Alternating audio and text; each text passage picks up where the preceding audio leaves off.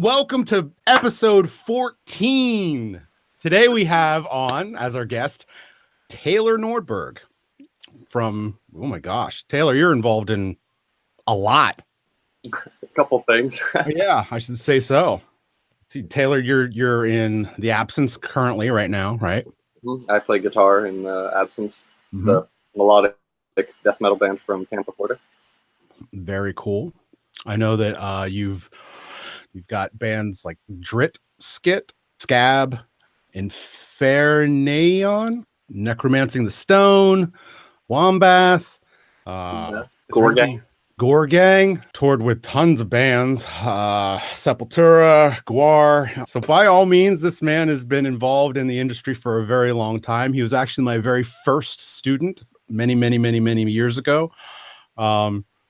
And has been doing it ever since. He had Blacknote Studios alumni. Yeah, absolutely.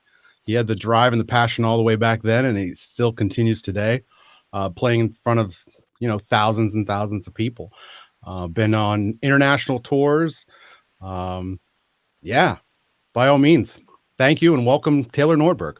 Yeah, glad I could get my computer situated so I can actually be on the show this time. That's okay because we actually have a two-parter now, which is great. Awesome. So which bands are you currently in? The Absence and what else? Well, right now I'm playing live bass for a Swedish band called Soilwork. Okay. And that's another melodic death metal band. Mm-hmm. And then, yeah, pretty much all those other bands that Aaron was talking, they're not necessarily all active and touring, but I work at a studio here in Florida called Smoke and Mirrors Productions. And we pretty much, my buddy Jeremy and I, he plays drums in the Absence, and he also plays drums in a band called Venom now, and we have a whole bunch of other bands, but we basically record all our own projects. So, anytime we say, we should probably do a black metal band, all right, let's start one, and then, the next day we have it recorded. But yeah, the big bands are the Absence. We just put out a record on M-Theory Audio.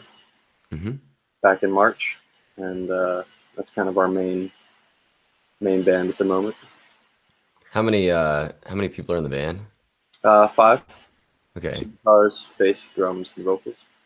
Are you guys all located in Tampa? Yeah.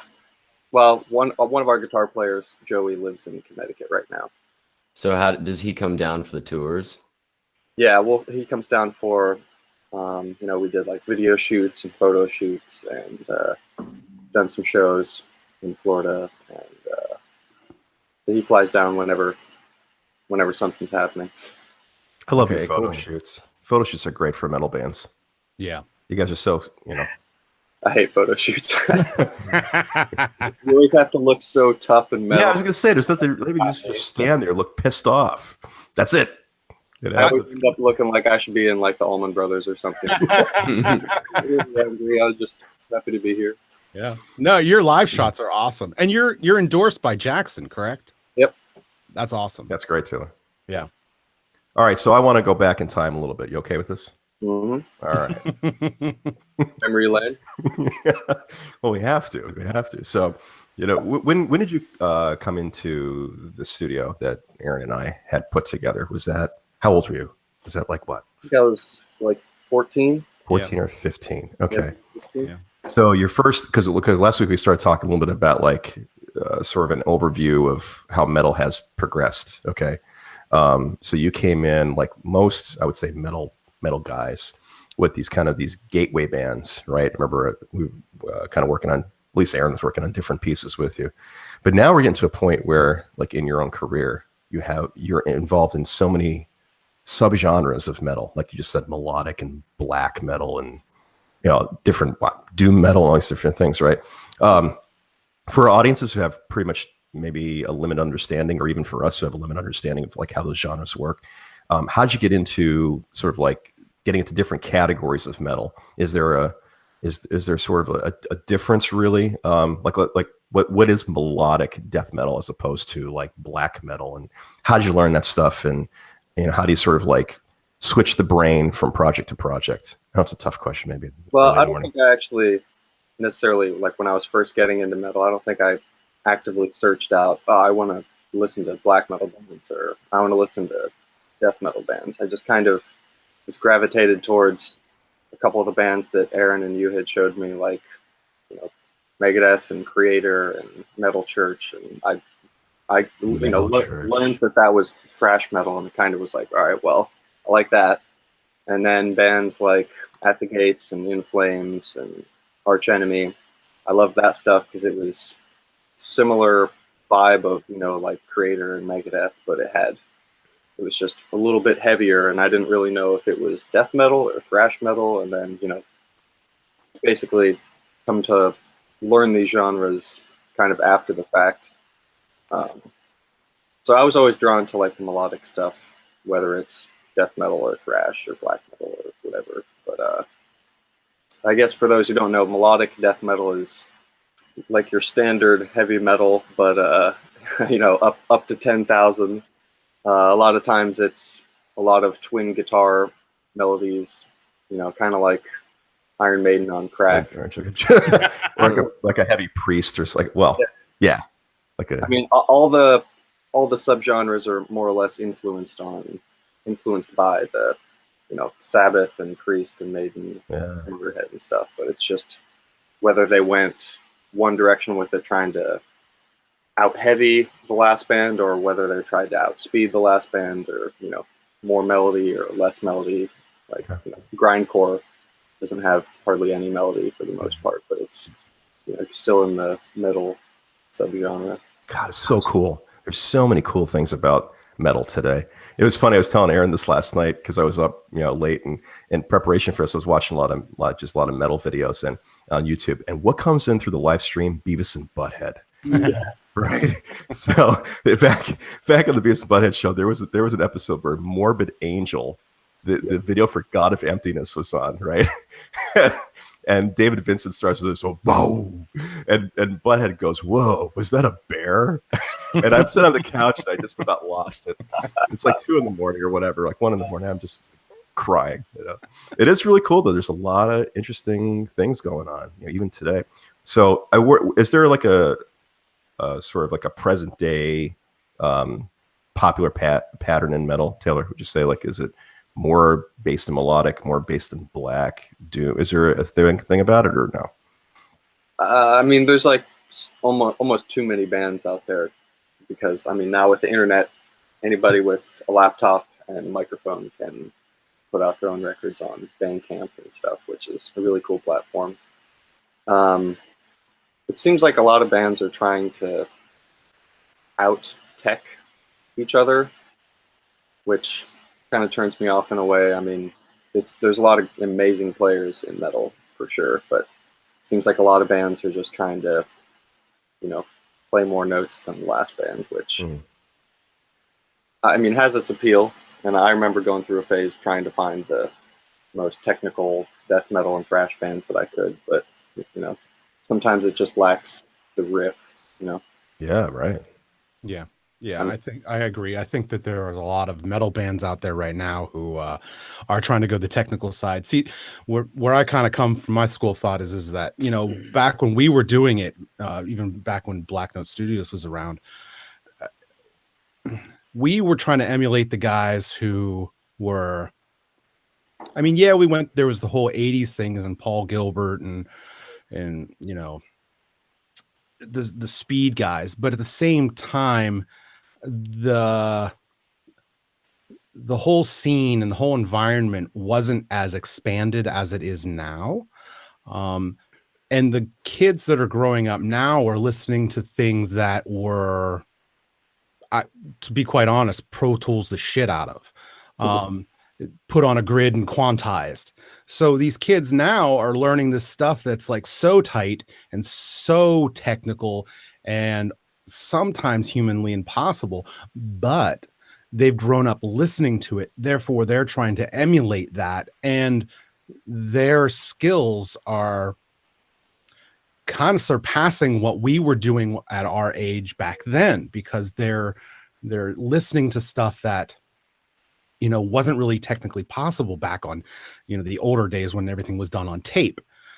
So what the people are kind of growing up listening to now in the metal field is a little bit different in terms of how they're learning and what they're putting out versus what we were doing back then and kind of listening to and learning back then. It's a whole different environment, which is kind of interesting. Yeah, I watched, actually, this is interesting you're just talking about this. I think, and coming up as a technician, okay, as I have been for many years, and now watching the new generation come up, I'm not sure how I feel about this dedication to technicality, especially even with metal music. I was watching a few days ago, there's a video that Marty Friedman did, where he was actually talking in Japanese, all right, with this little Japanese girl who was like amazing technically. And have you guys seen those cameras they have on the necks now? Yeah. Like they actually, you can see like the pick strokes and different things in the right hand. They were like analyzing this little girl. She's probably 10. Her pick attack, and it was like how it's like more of an arc.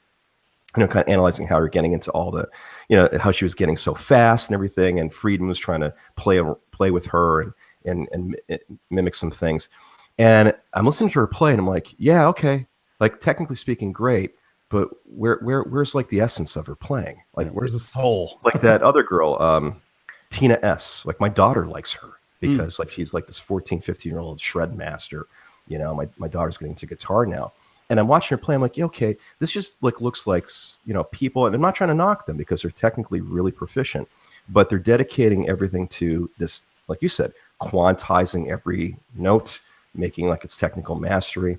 But, you know, coming from the other end of the spectrum now, all these years later, I'm like, that's not all it's about, though. Even in metal, that's not all it's about is technicality. It's about, you know, the power and the speed, like we talked last week, and the feel. Those things have to be learned too, even at an early age. So yeah, you're right. I think if the youth is coming in trying to measure everything with this Pro Tools style, you know, for me, I think that's I don't know. I think it's kind of the backwards approach. I kind of like, in a way, maybe because we're getting older now, the way that we did it. You know, we listen to records and we try to emulate the riff, like Taylor was just saying, like the riff.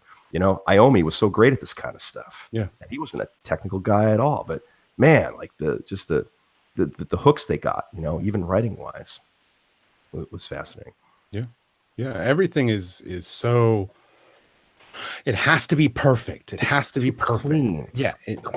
Like everything is on the grid. Vocals are auto-tuned. I mean, everything is just so overproduced. But that's the norm. That is the absolute norm. You went back, 15 years ago, 20 years ago, before autotune was even introduced. It was a different thing. Just the way that producers now, and I listened to tons and tons of podcasts with producers and actually listening to how they approach whatever album, and they outright say, I want it as tight as I can get it. And it's talking about metal. Not so much like, well, I mean, pop too oh, I imagine it's probably like that across the board now. Yeah. I mean, it's just kind of disheartening. It's just. But why would you put out something that's not tight if you could? I mean, and you're competing with so many bands out there. If it's a matter of just a few clicks on the computer, why wouldn't you? I think these producers are missing the point today that with the imperfections comes the cool stuff. Right. I agree. It's in the flaws that you get. Like when Jimmy Page was playing the solo for Heartbreaker, I remember this story. Steve Morse was trying to analyze a little note mistake that Page did in the guitar solo, and Morse couldn't figure it out. He's in the studio, and he's like, what the hell was that little blip that Page did? And he couldn't nail it down because it was probably an error, but it came across on tape as being one of the coolest effects, and one of the coolest rock solos ever. So I think that, even in metal, we have a genre that's defined by being precise. We have to have those imperfections there too. It can't just be like this homogenized, perfect, clean, sterile thing. Yeah, no, I agree. I think that there is, and I agree with you, Joe. I understand that as an engineer, and I'm sure Taylor, when you sit down, same thing, when you sit down with any one of the albums, that, yeah, there's this process that you definitely want to go through where you want to clean it up. That's extremely important. But there's also this percentage and this line that you have to walk of how much do I actually want to make this like perfect, and how much do I actually want to keep the feel of the actual The live performance. yeah, the live performance. Now, I also understand that this is a tough subject. This is really tough. And Taylor, you would probably know more about this because you do sit and mix albums. But when you have a client, your job as the engineer, as the mixer, is to make it so that when you send it off, that you don't get feedback from the band. They want to sound like they sound in their head. They have this vision where they sound tight as ever, and I want it to be that way. Whereas if you send them back something that's a little bit more loose, that may or may not go. Your job as the engineer is to make it as best as possible. That's your job. That's the whole reason they came to you. That's kind of a hard thing to kind of play with. It's okay if I give them a little bit more of a loose and maybe not auto-tune the vocals and maybe not, do whatever. How is that going to reflect on me? And somebody may want to hire me in the future because of this album. Yeah, you know what I mean? Yeah, it's a weird line to walk, like you said. I mean, there's an unspoken expectation for perfection in recording, which is kind of a bummer because I grew up listening to all the old rock and metal stuff, like Aerosmith records, and those are never perfect and pristine, and you could hear flubs here and there and guitars and vocals, and that's just what made those records. But you can't get away with any of that now. It's just right. It almost makes it like you have to be perfect, but you have to be a little bit less perfect than the guy beside you to sound a little more human if you can. So so I think the drums have a lot to do with it. You mean in terms of like how clean and precise the because there's like that last Absence record we did, we kept the drums pretty natural because, Jeremy's a great drummer, first of all, with right. help. But also, you could hear, if you're, do recording and stuff, you can hear the difference between a performance with a lot of groove and emotion and just a tight performance. Right. I would take something with, more pizzazz and groove than something that's just, metronome playing. Yeah. So we tried to keep it pretty natural, and that kind of allowed the bass and the guitars to have more of a natural flow and, a little more dynamics to it that way. And it does come down to the level of your player. Like you said, he's a great player. You're obviously a great player as well. Joey's a great player. To have these guys come together and perform together, you kind of get this organic, tight feel that just happens naturally. It's because you guys have put a lifetime of experience into this.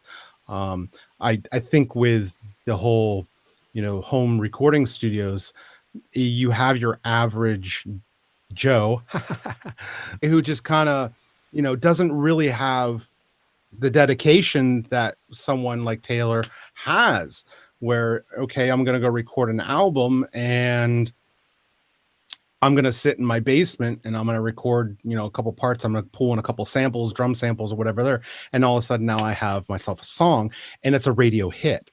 That you don't have to have the qualifications that you need to have because everything's so easy to be able to do. Now, the place that really shows is live. If you go out to see a live band, you want to be able to hear what you heard on the album. And if they can't reproduce that live, well, oh my goodness, just walk away with a terrible experience. And I've seen plenty of those bands. That's what I was reading about, even just listening to Schuldiner, Chuck Schuldiner. Like for me, that's why I love that guy, his work so much, because he was renowned for having this perfectionist reputation in the studio, right? After, I think, Spiritual Healing, he didn't want to work with any bands anymore. He wanted to do everything with session guys, right? So when you get to Human, it's like him trying to really orchestrate things. But when you get into the later records, like Symbolic, why I love Symbolic, when Holgan was on those records, they were technicians, but at the same time, like they could groove. Like within those riffs, they still had feel and groove. And when they went live, and you see those guys live, remember we watched, what was it, Live in LA? Was it Death live record, Aaron? Yeah. Like they were tight and everything, but they had so much feel behind them. I think because what you're saying, and I think it gets back to, I hate to say this, the analog days. I really think all these guys who were like recording and making mistakes on tape and trying to rectify mistakes and track things over and over again, not in the digital vein, they just retained more of this kind of groove, even no matter how technical they were. Well, I think it also is, back then, a lot of those early death metal bands, they didn't really have crazy budgets for recording. So when they were recording to tape, they would have, a 4-hour block in the studio to nail, the rhythm tracks for the album or the EP or whatever. So they, did it over and over and over and over, and then it's as good as they get. I assume in some cases they probably had like, all right, well, we're out of time, so this is your last take, make it count, type of thing. Yeah. So it wasn't just a half-assed take and then, oh, well, you could fix that, right? It was like, if you wanted your name on a record, you need to, put your all into it. And going into the studio, they rehearsed weeks, if not months, to get prepared for those 4 hours of studio time. You know what I mean? So like when they did walk in the door, they're like, okay, we as a band are ready. We've got it. We're ready. And there may be a couple mistakes, but you know what? We're on our game versus going into your home studio and being like, I'm going to sit down for the next couple hours and piece something together. Yeah, I was just going to say, like, do you think in the metal world today, like with recording, is it getting to cut, copy, and paste? Are we doing that? Where it's like we lay a riff down and we just like move, you cut, copy, and paste and move the bar. Is it getting to all that? All the time. Yeah. Which is, it is what it is, I guess. Yeah, it is what it is. You can't just say, well, everything past the analog is garbage, or it's kind of just like you have to accept that times are changing. Okay, so I have a student that I've been working on electronic music production with, and we use Ableton. If we're gonna go that route, wouldn't you rather somebody played the riff on an instrument and then you do all the editing on the computer rather than typing the riff into the little keyboard on Ableton with a MIDI? At least somebody played it. Well, that's how I've used Ableton. I love Ableton. I love it. Even Tom Morello from Rage Against the Machine uses it for that very reason. Like, I did some computer recording with it, but I've had a lot of success in Ableton, just like laying a riff down and then having that 64, what do they call them? A scene and event grid, and just hitting little buttons. I've had a lot of fun with that kind of stuff. Yeah. So I'm kind of being hypocritical by saying like, there's something kind of wrong with the whole cut, copy, and paste thing. But at the end of it, I got to be honest with you, like even all those recordings I've made, like when I listen to the whole track come out, even though I recorded those little snippets on the guitar, it didn't connect the same way for me as if I just had, all right, just run, record, go. Let's play this thing and see how it comes out at the very end of it. Yeah.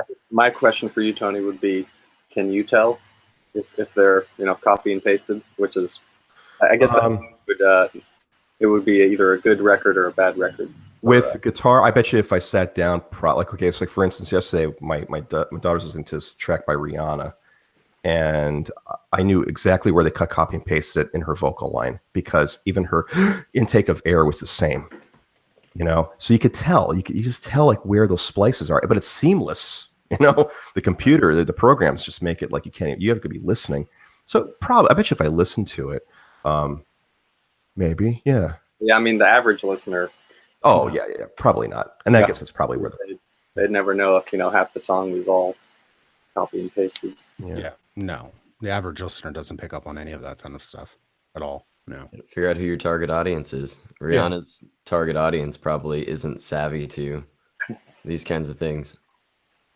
No, they're probably right. They're probably just listening to the feels and the grooves and lyrically speaking and all that kind of stuff. Yeah, not being this curmudgeon that I am. This is why you don't want to go to shows with me. You're just sitting there like, oh my god, man! You know how many times? Yeah. Well, we went to see Taylor. Did you go to Megadeth? Were you with us at that? Oh yeah, you were crowd surfing. How can I forget that? Ever with Aaron, Tony, and Garrett. Another. No, that's right, Garrett. Yeah, And Carlo and all those guys. We went down to That Philly. was my first metal show ever. Exodus and Megadeth. That's oh my god, Exodus was on that gig. yeah. I still remember that. That was sick. November 12th, 2004. I remember. It was Dang. a game changer day for me. Well, I just the reason I'm bringing it up because I remember Aaron and I were in the balcony watching, and we were like analyzing everything Dave was doing. Remember that? Yeah, of course. Yeah, of we course. got there and you guys were like, "All right, well, we're gonna go up top and Have a couple of beers. Good luck, guys. Yep. And you and I were like, wait, isn't that Taylor crowd surfing? Wait. 16 years old, drop him off in Philly. Have fun. and started the crowd just smushed Garrett and I. We're like, we're gonna die. Well, we told you, we'll give you a good metal education. Yeah. But yeah, I'm usually that guy too. You know, I used to crowd surf and mosh and all that, and now I'm the guy in the back that's, you know, standing right in front of the soundboard, listening to the mix and, you know, trying to pick out everybody's flaws. What are the live shows like nowadays? It's been, you know, eons since I've been to any kind of live metal gigs, but are they Interesting. really? I mean, In what way? Depends on the style of band and the city too. Because I mean, I grew up in Pennsylvania, where most of the shows I went to were either in Pittsburgh or Philadelphia, and I think shows seemed a little more like rough and energetic. Because down here, it's a lot of, you know, guys with their arms crossed, just kind of standing at the back, not really into it, or I don't know if they're just analyzing it or what, but Really? it has kind of a bizarre metal scene at the moment. How about internationally when you go overseas and stuff like that? What are the crowds like?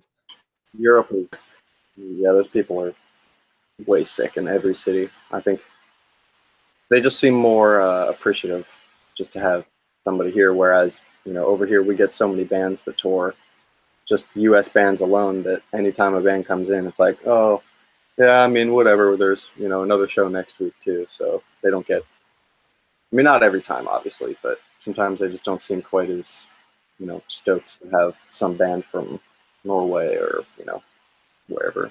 Right. Which city or country do you think has the most dedicated metal fans presently? Well, I haven't toured South America yet, but everybody says that South America has real crazy fans. Wow, really? Brazil, and, you know, my buddy, the bass player in The Absence, Mike Leon, he plays in Soulfly. Sick. That's so awesome. they do a lot of South American touring, and he said every show was like complete mania. Huh.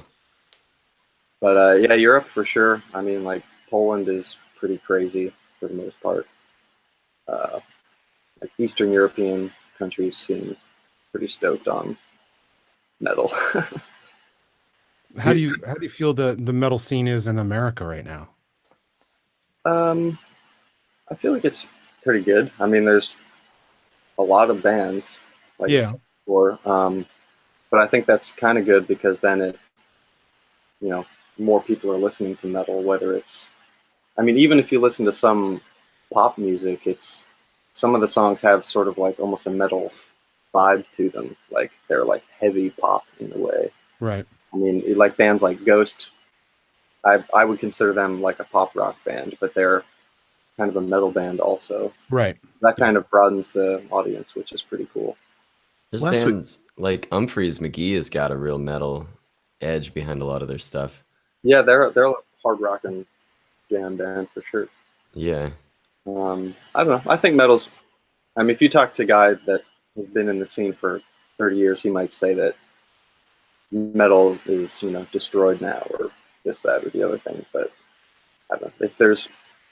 If you want to find metal, it's out there. So I think that's kind of a cool thing about the whole internet age, is you can just literally search for music for days and days and never listen to the same band twice. Yeah. So I go out and I play and teach full time, but I'm playing music at beach clubs and, you know, for tourists, and it's always usually like more popular music, and I'll mix in jazz and stuff, but you know, there are a lot of options for me to go out and play and make money. And even marketing, it's fairly easy around here. I'm in Virginia Beach, whereas like with a metal show, where do you get gigs, and how do you market that music? You get them anywhere you can. I mean, I don't even know a metal club in this area. Like, I don't know a single one. So I Yeah. don't even know how I would get my first show. That's kind of the hard thing with playing metal, or even like some kind like hardcore punk or something like that. There's not a whole lot of places that you can play out publicly. That, I mean, like most bars they want, your 90s cover bands, or your, Tom Petty tribute bands, or whatever like that. So it's hard to just go out and play original metal music in clubs. But So you just know there are clubs like in this city, there's this, long-standing metal club that you can go to.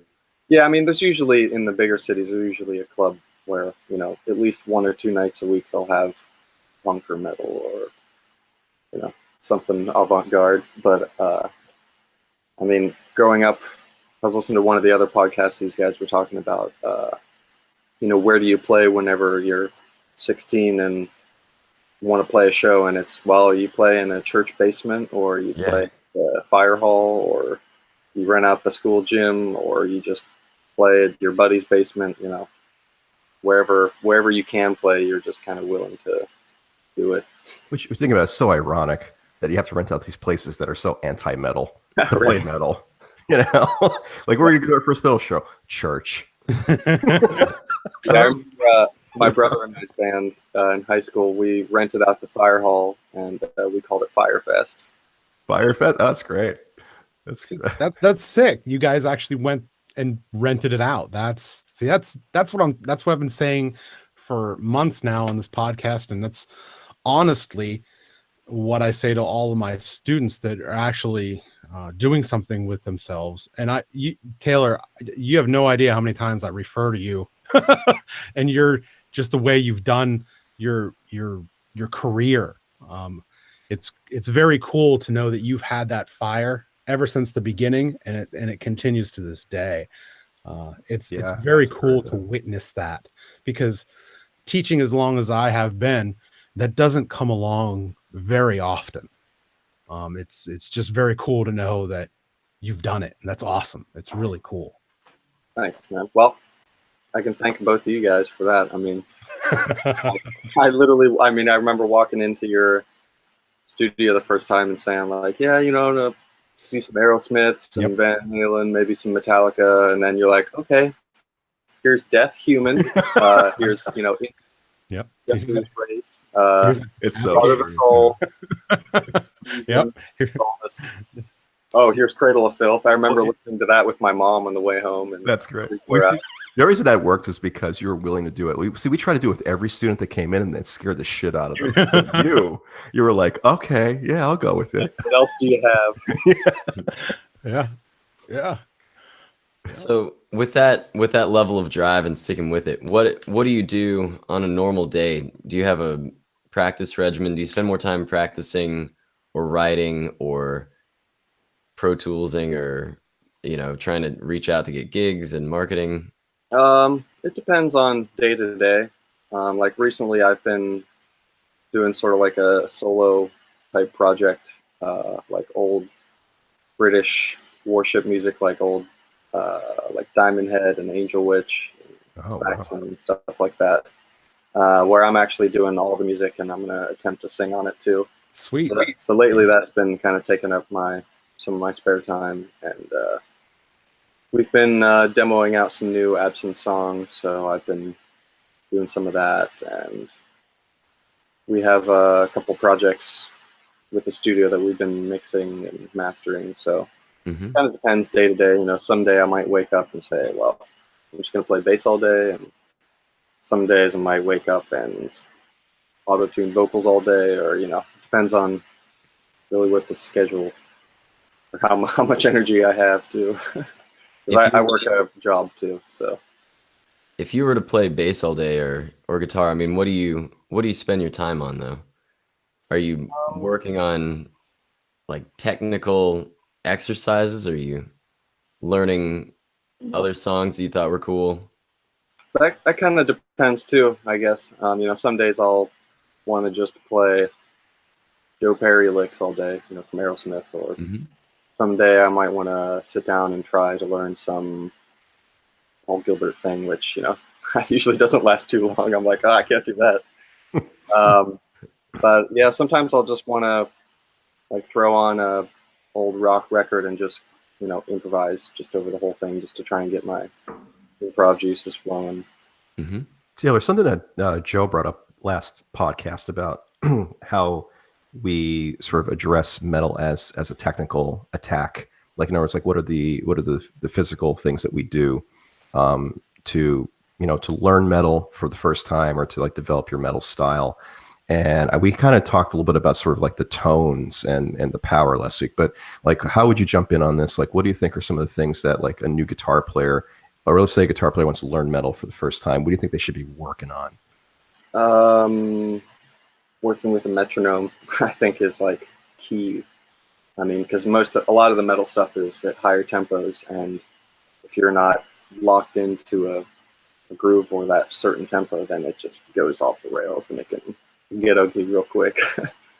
So I mean, like, just straight 16th note, just digga, just doing that for 10 minutes a day, or just trying to work up your speed slowly with that, or Talking about like palm muting power chords. just getting your like right hand and left hand up to speed with a metronome, just to get like the basics down. So, you know, whenever your teacher does throw you that death song, you're like, okay, well, I think I can handle this, you know. Yeah. I think playing with a metronome is pretty key.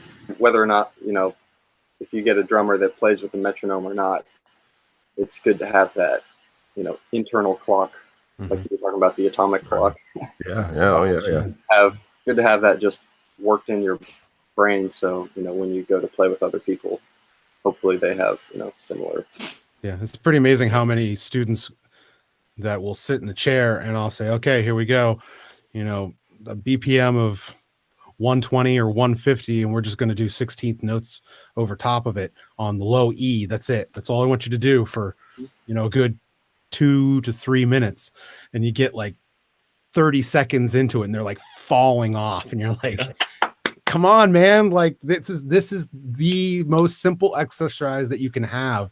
Let's just practice this. Just try to keep in that groove. Don't lose it. See if you can do it for a straight 3 minutes, no problem.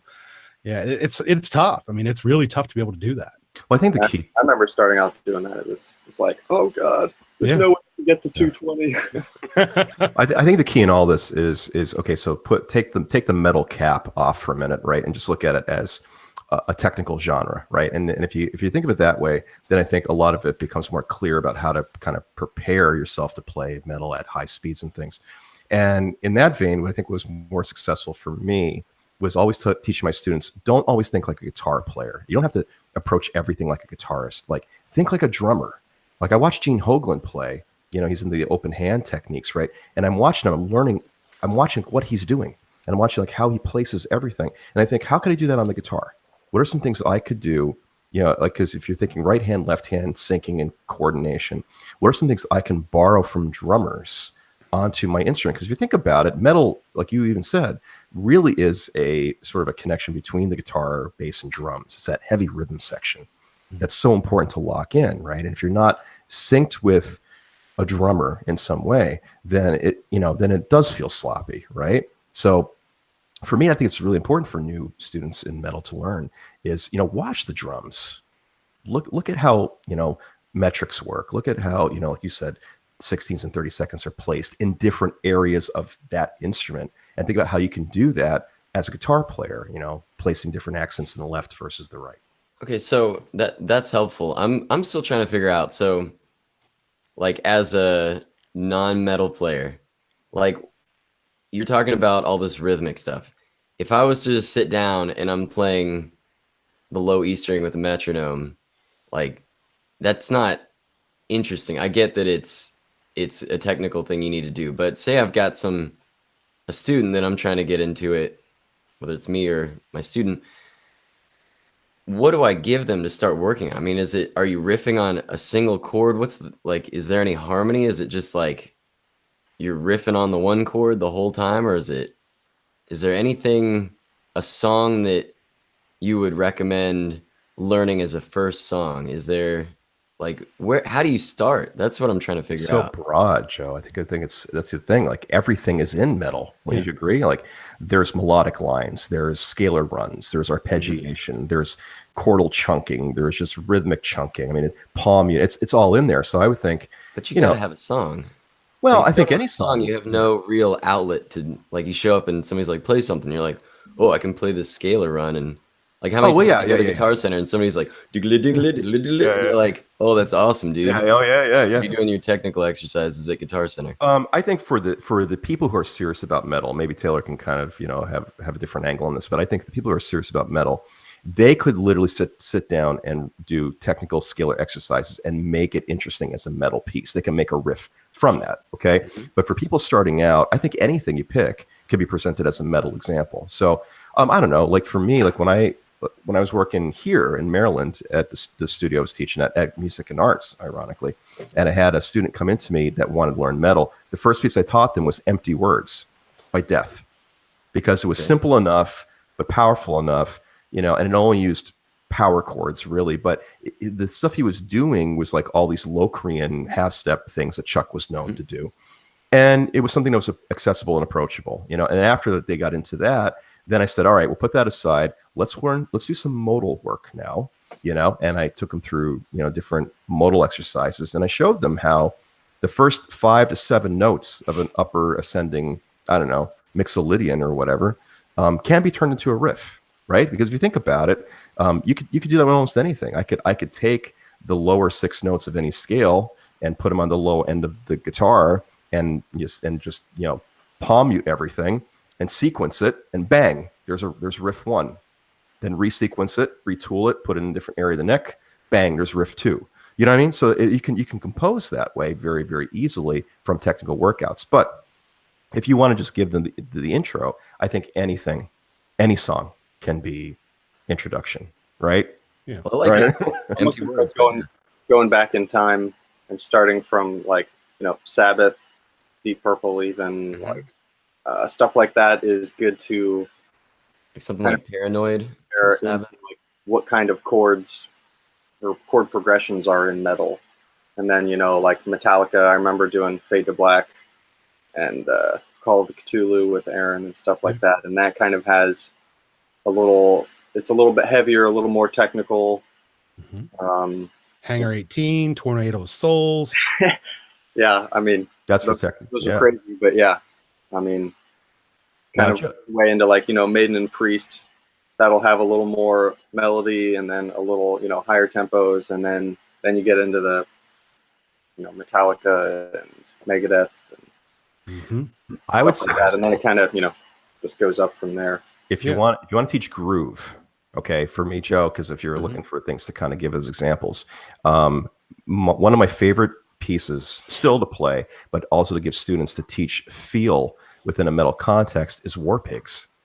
Paranoid's good. I like Paranoid, but War Pigs, if you can kind of command those groove sections where Iommi is like literally chunking and like playing like the low E and then like playing some stuff in the upper part of the pentatonic and the high E, and doing all within the same kind of 2 or 3 measures and giving a groove that way. I think it's a tough piece to command groove wise. It's a good one to start, I think, students on.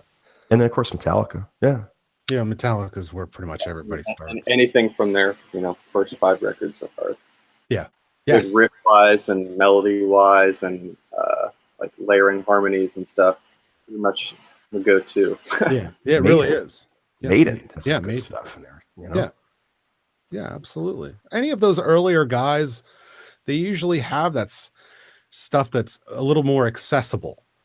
It is until you start getting into the next level where things start to become a little bit more challenging. Start breaking the rules more. Yeah, absolutely.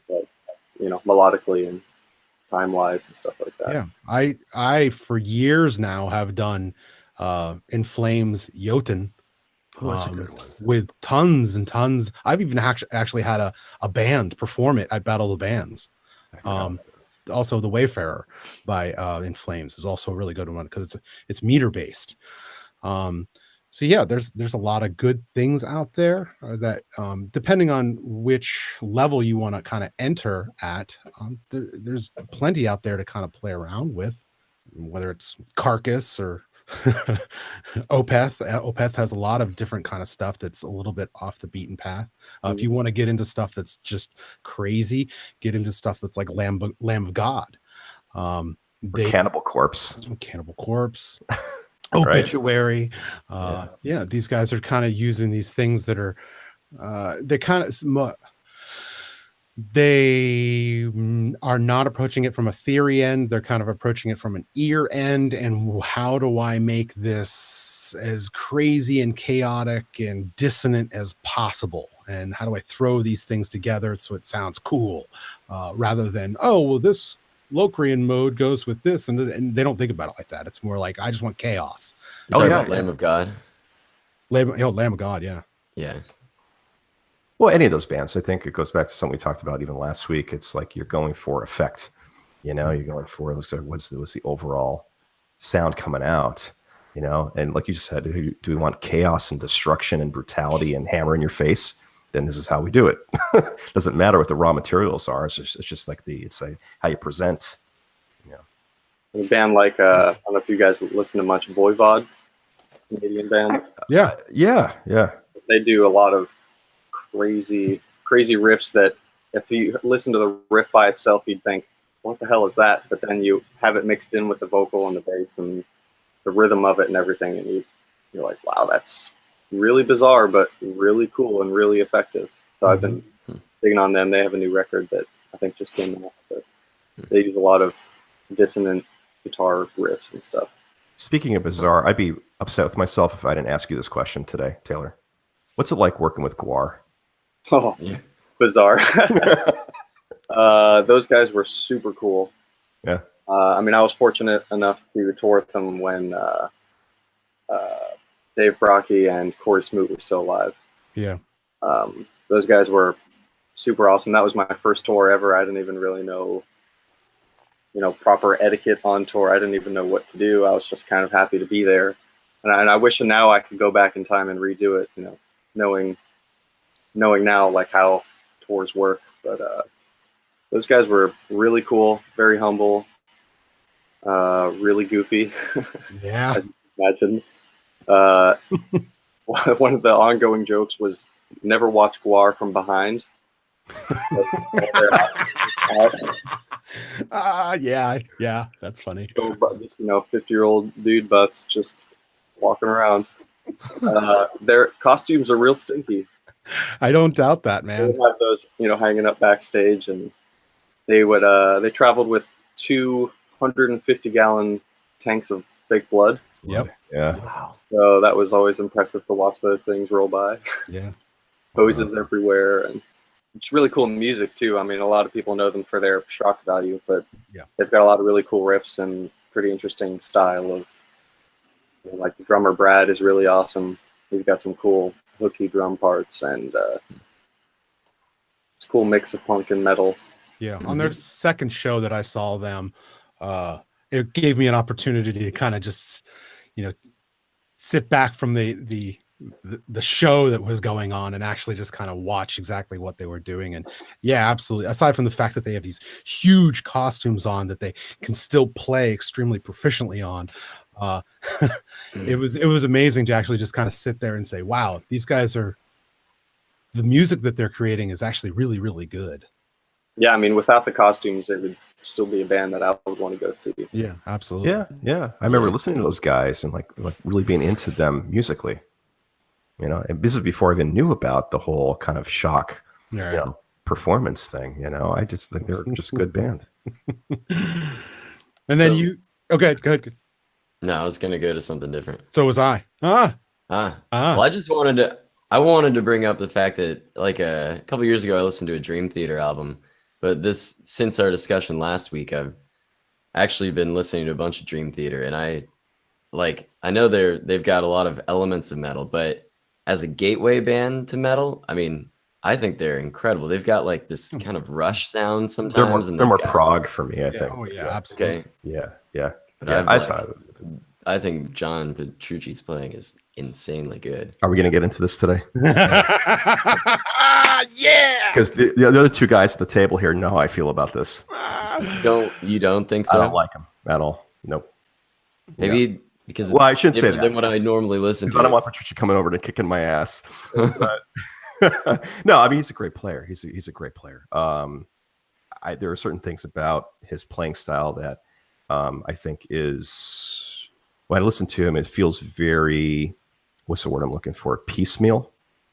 Like he's borrowed from a lot of his influences and put them together into like a quilt. Mm-hmm. You know, and I don't think there's enough of his own voice. Like when I listen to Petrucci play, now I'm like, I think that's John. Is that John? Oh yeah, I thought it was Steve Vai a minute. You know, so I always had a hard time. But the band, I think I've always loved Dream Theater. I've always loved those guys. Compositionally, it's just they're good. It's incredible. Oh my gosh. Technically, they're good. And I've played some Dream Theater covers in bands, and yeah, I mean, there's a guy. Petrucci is just like top notch technically. You know, they all came out of Berkeley. Yeah, they did. Yeah, they're an amazing band, and I will say in terms of for John, he has gotten better. I hear exactly what you're saying, and I feel the same way.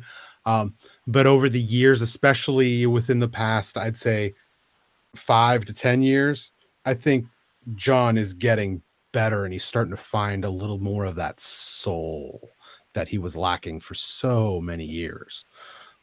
Which is strange because the early albums are great albums. Oh my gosh, yes. I mean, like Images and Words. I love that record. Oh my god, yeah. I mean, the riffs on that record. I wouldn't knock John in any way whatsoever, but in terms of the sterileness, yeah, I hear it, and I agree. But Dream Theater is an amazing band, amazing. Yeah. I wouldn't classify them as metal though. I think for me they're more prog rock. You know, they've always been kind of that for me. You know. Yeah, I don't see that. I mean, I see where you could get this metal tendency from them, but in terms of actual metal, no. They have hints here and there that they may kind of play with, but there's no true metal to what's going on. I wouldn't classify as a metal band. No. Maybe it's just the heavy chunking that kind of gives me that vibe. Oh yeah, obviously it's not like death metal, but metal production. That style of rhythm guitar. Yeah, metal production. Yeah. Which album did you say you listened to by those guys? I can't even remember what it was a while ago, but I've been listening through the self-titled album this week. Is that more recent, that one? I'm not sure. It's what was on Amazon Prime. I've been pulling it up while I'm in bed, closing my eyes. It's like watching a movie with your eyes closed. Yeah, well, for me, there were 2 records that did that incredibly well by those guys. The first one, of course, is Images and Words. So look up Images and Words. It's probably my favorite by them. And then they did an album which was based on that years later called Metropolis Part 2, I think it was called, which is which was another concept record. Very good. Very good. You know, and all the riffing. Like Petrucci just writes good stuff, and he's a technical player. But I think you would really find the essence of Dream Theater in those records. Yeah. Because the other ones I've listened to, I wasn't too keen on. I think they kind of veered away from their formula a little bit. But those particular albums, I think, were great. Cool. Yeah, I'll definitely check it out.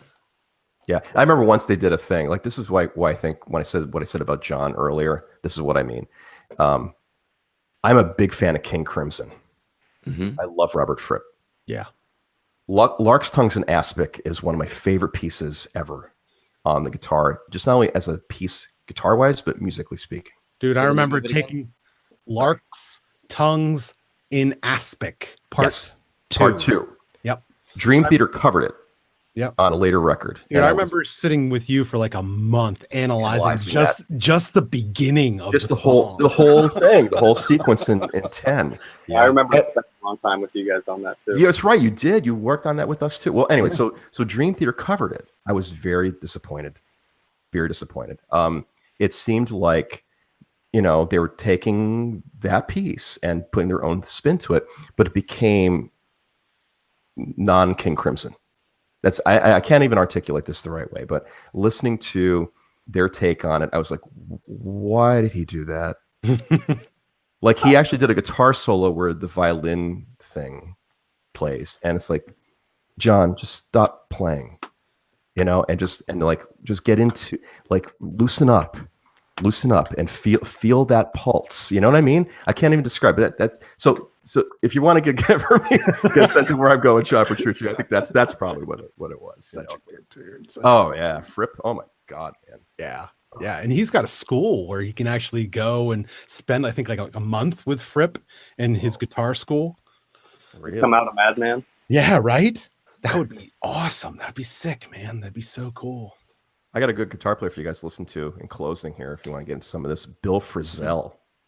Bill Frisell. If you guys want to, Taylor, check this guy out and see if you can put some of his style into your metal playing. I'd be really interested to see what you do with this guy. Bill Frisell is like this jazz, but at the same time, kind of chameleon of sense. He played with John Zorn on an album called Naked City. Check that record out, Naked City by John Zorn. This guy, like, within the space of measures, will change his style. He'll play like a Pink Panther theme, and all of a sudden he'll be playing like a metal riff, like, like 5 bars down. And it's like, it's amazing what he can do. Bill Frisell. Okay. Yeah. Have to check him out. Really Yeah, cool stuff. Check him out. I think I've only seen him play actual jazz. Oh, yeah. Well, I mean, I think it's how he's built. But I remember watching a show with him once where he was playing this, I don't know if it was a Telecaster that was running through like this really weird delay unit he was doing. And it's like, wow, Bill, I love that kind of stuff. He was playing with the whammy bar and, just turning things on its head. And some guys are so creative. It's sick. Well, yeah. I mean, there's a lot of creative guitarists. I mean, as soon as you said creative guitarist, I'm thinking a Guthrie Govan. Guthrie Govan, yeah. Me too. Just the way he approaches his lines, it's just like, whoa, holy, okay. Would have never thought of something like that. That's sick. There's a technician too. Yeah. There's so many people out there that just kind of approach the guitar in a little bit of a different way, and it gives them this voice. Because they're not bound by rules. They kind of make the instrument their own voice and make it their own, and it's just very cool. It's very interesting. Yeah, Chris Poland was always one of my favorites for, being an outside the box player. I played in the first 2 Megadeth records. That's right. Yeah, but I liked what he did after Megadeth, which is interesting. His own band, Ohm, which is like a jazz fusion band, is super sick. Yeah. He plays stuff on guitar that, like, wow, how do you even come up with that? Just thinking about it differently. That's really Taylor. Thanks for coming on, buddy. This was thanks for having me. Yeah, we enjoyed having you. Taylor, is there a website or anything you want to promote? Obviously, your bands and all that kind of stuff. The Absence on Facebook and Instagram and all that whatnot. Be doing some stuff with Soilwork next year. Sick. New Gorgang record should be out this year on Transcending Obscurity, which is a Indian label. Very cool. very neat. I guess just follow me on the social medias, and that'll kind of cover the umbrella of all things happening. Yeah. I just have to say, I did listen to The Absence, you guys' latest album. I love it, man. You got some really good stuff. It's really, your playing is amazing. Joey's is Joey's just an incredible player. Jeremy Kling, drummer, is sick. He's just spot on. Just really good guys. You guys are really good. You guys kind of have this. I definitely found tones and elements of like At the Gates in there, which is why I really enjoy it. You guys, it's great the way you guys meld together. Great album. By all means, everybody should go check it out. It's called A Gift for the Obsessed. Mm-hmm. Great titles, man. I want to go write something now. Yeah. Send to the child and then write a death metal record. Yeah. Well, they often go hand in hand.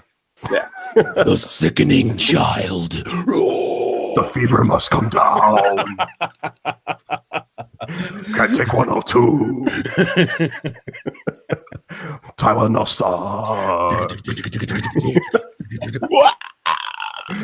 All right, guys. That's one of the outtakes right there. Yeah. Oh my God. Are you kidding me?